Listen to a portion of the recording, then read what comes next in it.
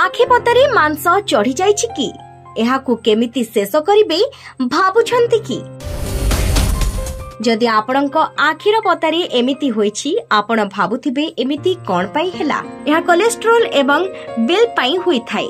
जदि एहाकु आपण हटाइबा पई निजर स्किन रु चाहुछंती ताहाले आपणको शरीरर कोलेस्ट्रोल कम करिबाकू पड़िबो।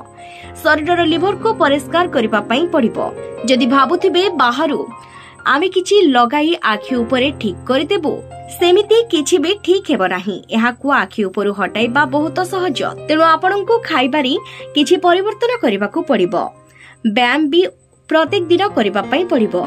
आपण जदि खाइबा पीबारे किछि कंट्रोल न करिबे औषध किछि भी काम देबोनी। नेसिन टैबलेट्स आपणको नेबाकू पड़िबो।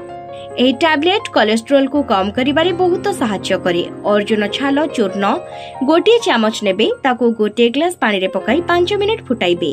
तापरे ताको छाणी नेबे। हल्का उषम थिबो दिनको 2 थर खाली पेटरे नेबे।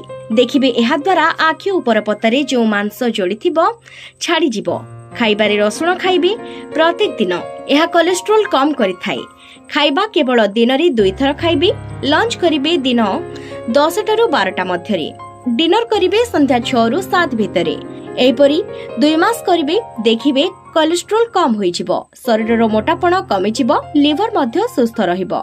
भुइयळा पाउडर गोटे चामच महू गोटे चामच सहित मिसाई खाइबा परे खाइ परिबे। एहा द्वारा भी कोलेस्ट्रोल कम होई थाए।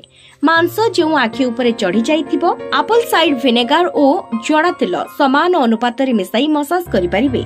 जदि सकाळे लगाइबे दिन सारा रखिबे संध्यारे धोइबे। जदि रात्रि रे लगाइबे राति सारा रखिबे सकाळे धोइबे।